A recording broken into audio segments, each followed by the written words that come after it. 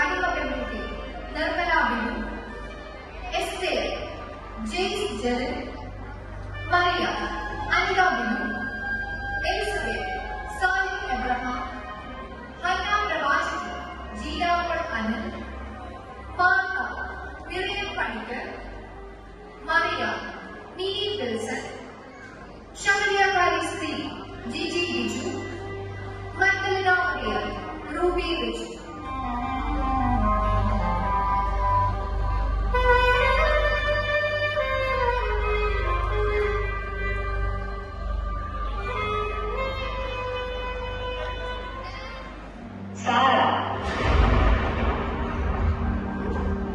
വിശ്വാസികളുടെ പിതാവായ അബ്രഹാമിന്റെ ഭാര്യയായ സാറ വാഗ്ദത്തം ചെയ്ത ദൈവത്തെ വിശ്വസ്തൻ എന്ന് എണ്ണുകയാൽ പ്രായം ചെന്നിട്ടും ഒരു പുത്രന് ജന്മം കൊടുക്കുവാൻ ഭാഗ്യം ലഭിച്ച ജാതികളുടെ മാതാവ് എന്നറിയപ്പെട്ട സ്ത്രീരത്നം മിറിയം.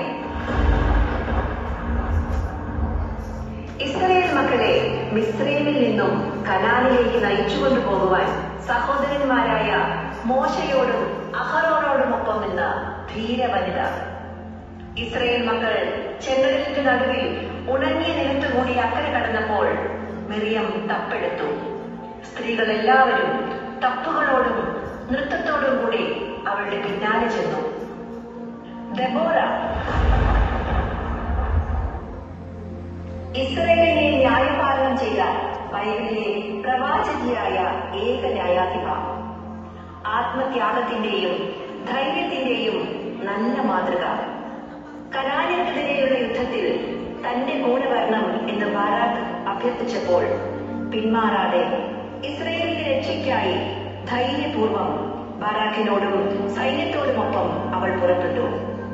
അവർ നേടിയെടുത്ത ഉജ്ജ്വല വിജയത്തെ തുടർന്ന് ദെബോറ പാടിയ സ്തോത്രഗീതം ബൈബിളിലെ ഏറ്റവും പുരാതനമായ കവിതകളിൽ ഒന്നായി കരുതപ്പെടുന്നു. റൂത്തും നവോമിയും. യഹോവയോടും അമ്മാവിയമ്മയായ നവോമിയോടുമുള്ള ഇഷ്ടത്താൽ തന്റെ നാടിനെയും വീടിനെയും വീട്ടുകാരെയും വിട്ട് യഹൂദാദേശത്തെത്തിയ മൊവാബ്യ സ്ത്രീയായ റൂത്ത്. തന്റെ ദൈവഭക്തിയും കഠിനാധ്വാനവും വിശ്വസ്തയും കൊണ്ട് യേശുവിന്റെ വംശാവലിയിൽ തന്നെ ഇടം പിടിച്ച മഹിളാരത്നം.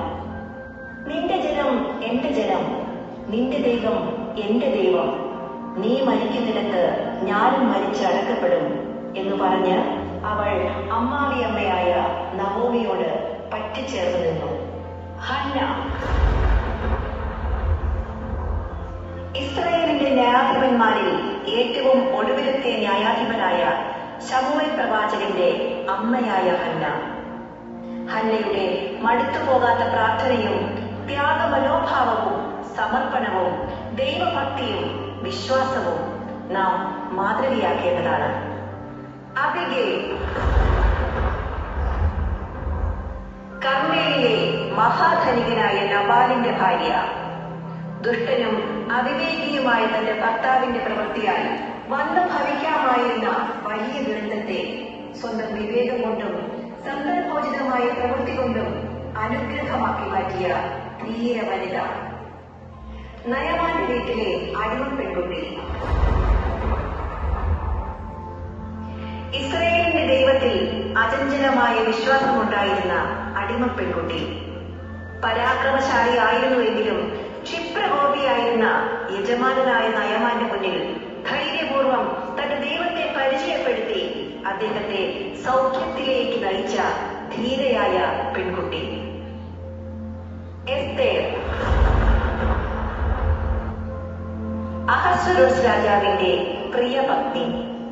തന്റെ രാജ്ഞപദത്തിലും കൊട്ടാരത്തിലെ സുഖലോലുപതയിലും ഒന്നും മതിമറന്ന് ആഹ്ലാദിക്കാതെ ഇരുന്ന എസ്തേർ തന്റെ ജീവൻ നഷ്ടപ്പെടാൻ സാധ്യതയുണ്ടായിരുന്നിട്ടും സ്വജനത്തിന്റെ വിടുതലിനു വേണ്ടി രാജസന്നിധിയിൽ സധൈര്യം നിലകൊണ്ട പ്രൗഢയും കുലീനയുമായ ഉത്തമ സ്ത്രീ.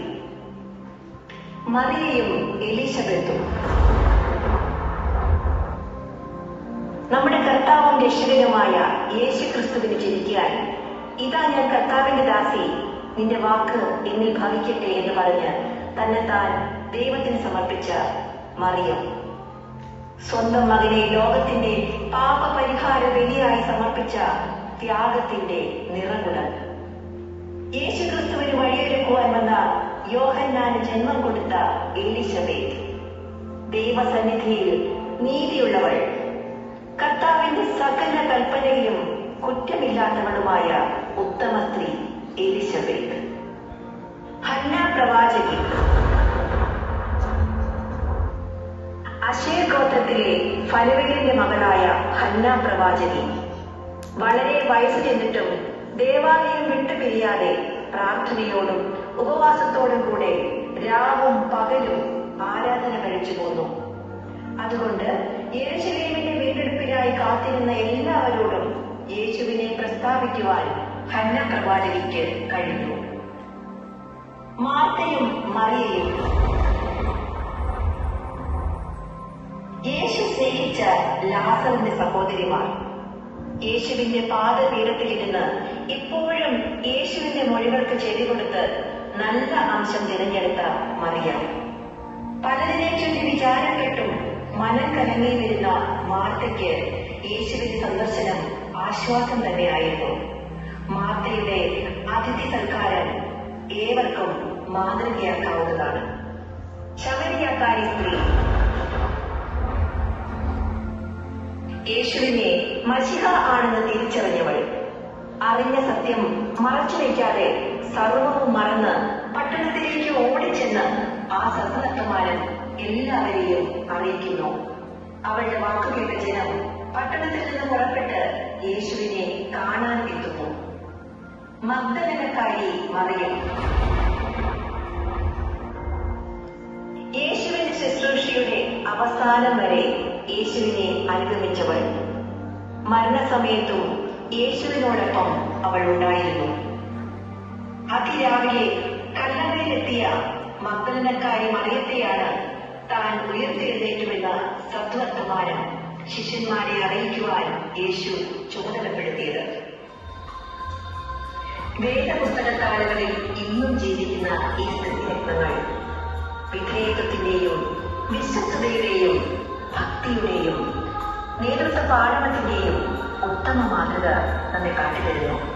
ദൈവാശ്രയ ബോധത്തോടെ തങ്ങളുടെ ജീവിത പ്രതിസന്ധികളിൽ കത്തിജ്വലിച്ച ഈ തീനാളങ്ങൾ കൂലികൾ നിറഞ്ഞ നമ്മുടെ ജീവിത പാതയിലും മാർഗദീപങ്ങളാകട്ടെ.